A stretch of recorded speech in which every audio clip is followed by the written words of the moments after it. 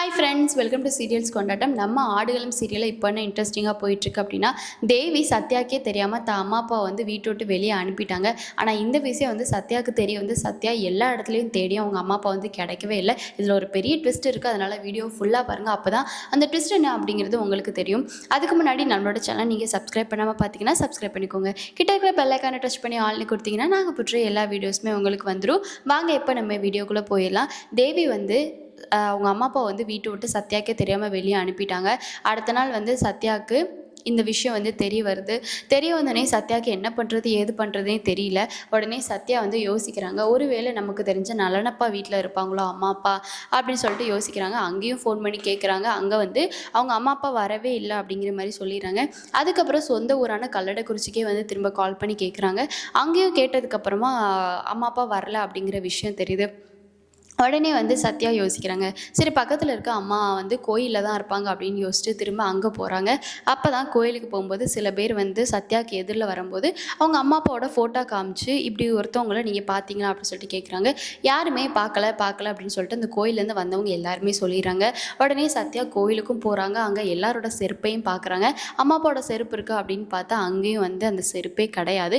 சரி அம்மா அப்பா ஒருவேளை உள்ளே இருப்பாங்க அப்படின்னு சொல்லிட்டு கோயிலில் அதுவே வந்து ஏறி இறங்கி அவங்களுக்கு போதும்னு ஆயிடுச்சு. போய் பார்த்தா அவங்க அம்மா அப்பா கோயிலே இல்லவே இல்லை. உடனே அப்போ தான் முடிவு பண்ணுறாங்க, ஒருவேளை அம்மா அப்பா இப்போ கூட வந்து நல்லண்ணப்பா வீட்டுக்கு வந்திருக்கலாம், அவங்க வீட்டுக்கு போய் பார்க்கலாம் அப்படின்னு சொல்லிட்டு திரும்ப வந்து சத்யா வந்து அவங்க வீட்டுக்கு போகலான்னு போகிறாங்க. அப்போ தான் தேவி வந்து சத்யாவுக்கு கால் பண்ணுறாங்க. உடனே வந்து சத்யா வந்து, அக்கா என்னக்கா இப்படி பண்ணிவிட்டு அம்மா அப்பா எங்கே போனாங்க ஏது போனாங்கன்னு தெரிலக்கா, அம்மா அப்பா ஃபோன் வேறு ஸ்விட்ச் ஆஃபில் இருக்குது, ஏங்க்கா இப்படி என்னட்டையாச்சும் ஒரு வார்த்தை சொல்லியிருக்கலாம்லக்கா அப்படின்னு சொல்லிட்டு சத்யா வந்து தேவிக்கிட்ட வந்து புலம்புறாங்க. உடனே வந்து தேவியும் வந்து எனக்கு தெரியல சத்யா, நானும் ஃபோன் பண்ணி பார்த்தேன், அம்மா அப்பாவுக்கு ஸ்விட்ச் ஆஃப்னு தான் வருது, அம்மா அப்பா வீட்டுக்கு போயிருப்பாங்களா இல்லையானே எனக்கு தெரியல அப்படின்னு சொல்லிட்டு தேவி வந்து அழுகுறாங்க.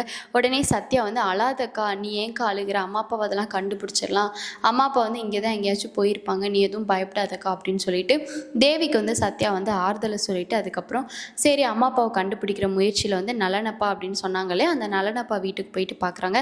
அப்போ தான் அங்கே தான் வந்து ஆர்த்தி இருக்காங்க. ஏன்னா நலனப்பாவோட பொண்ணு தான் ஆர்த்தி.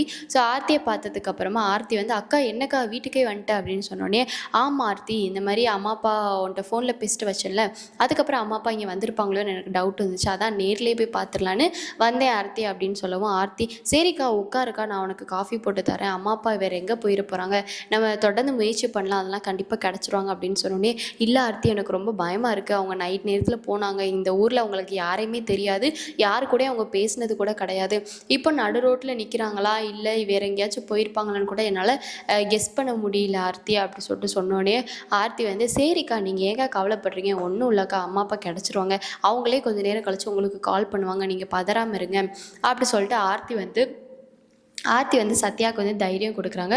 உடனே வந்து சத்யா வந்து, சரி ஆர்த்தி நான் எதுவும் நினச்சிக்கல அப்படின்னு சொன்னோடனே அதுக்கப்புறம் ஆர்த்தி வந்து சத்யாவுக்கு வந்து காஃபி போட்டு தராங்க. அதுக்கப்புறம் சத்யா வந்து, எனக்கு காஃபி எல்லாம் வேண்டாம் ஆர்த்தி, நான் ஃபஸ்ட்டு அம்மா அப்பாவை தேடணும், எனக்கு டைம் இல்லை, எனக்கு கொஞ்சம் டைம் தான் இருக்குது அப்படின்னு சொல்கிறாங்க. உடனே ஆர்த்தியும், சரிக்கா அம்மா அப்பாவை தேடிக்கலாம், நீ ரொம்ப டயர்டாக இருக்குக்கா பார்க்கவே, தயவு செஞ்சு இந்த காஃபியை வச்சு குடிக்கா அப்படின்னு சொன்னோடனே சத்யா வந்து அந்த காஃபியை வந்து குடிச்சிடறாங்க. ஸோ குடித்ததுக்கப்புறமா சத்யா வந்து ஆர்த்தி கிட்ட தானே சொல்லி புலம்ப முடியும், அதோட ஆர்த்தி கிட்ட எல்லா விஷயத்தையும் நடந்த விஷயம் எல்லாத்தையுமே சொல்லி வந்து புலம்புறாங்க. சரிக்கா அதெல்லாம் ஒன்றும் பயப்படாதக்கா, எதாக இருந்தாலும் பார்த்துக்கலாம், எனக்கு தெரிஞ்சு இன்னொரு வீடு இருக்குக்கா, அங்கே கூட போயிருக்க வாய்ப்பு இருக்குது அப்படின்னு சொல்லிட்டு ஆர்த்தி வந்து வரதன் செங்கமலுக்கு தெரிஞ்ச சத்யாவுக்கு ரொம்ப நெருக்கமான ஒரு வீடை வந்து சொல்கிறாங்க. உடனே அங்கேயும் போயிட்டு பார்க்குறாங்க. அங்கேயும் பார்த்தா வந்து சத்யாவோட அம்மா அப்பா வந்து இல்லவே இல்லை. ஏன்னா சத்யாவுக்கு இன்னும் வரைக்கும் அர்ஜுன் வந்து கால் பண்ணவே கிடையாது. ஸோ சத்யாவுக்கு என்ன பண்ணுறதுனே தெரில, அம்மா அப்பா வேற காணும். தேவியும் வந்து இந்த மாதிரி அம்மா அப்பா போயிட்டாங்களா இல்லையான்னு குற்றம் உணர்ச்சியில் அழுகுறாங்க. இதுக்கிடையில் அர்ஜுன் வேறு எங்கே போனாங்கன்னு தெரில. அர்ஜுனுக்கு சரி கால் பண்ணி பார்க்கலாம் அப்படின்னு சொல்லிட்டு தான் சத்யா வந்து கால் பண்ணுறாங்க.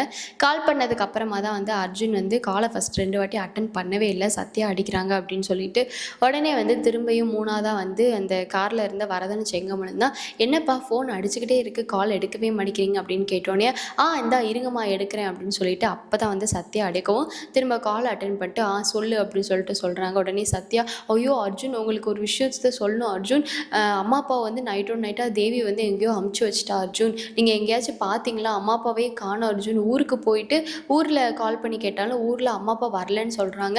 நல்லனப்பா வீட்லேயே கால் பண்ணி கேட்டாலும் அம்மா அப்பா வரலன்னு சொல்கிறாங்க அர்ஜுன். நான் கோயிலுக்கும் போய் பார்த்துட்டேன், அவங்க வீட்டுக்கும் போய் பார்த்துட்டேன், அம்மா அப்பா வரல அர்ஜுன். தயவு செஞ்சு என்னென்னு சொல்லிட்டு எப்படியாச்சும் பாருங்க அர்ஜுன், எனக்கு ரொம்ப பயமாக இருக்குது அப்படின்னு சொன்னேன்.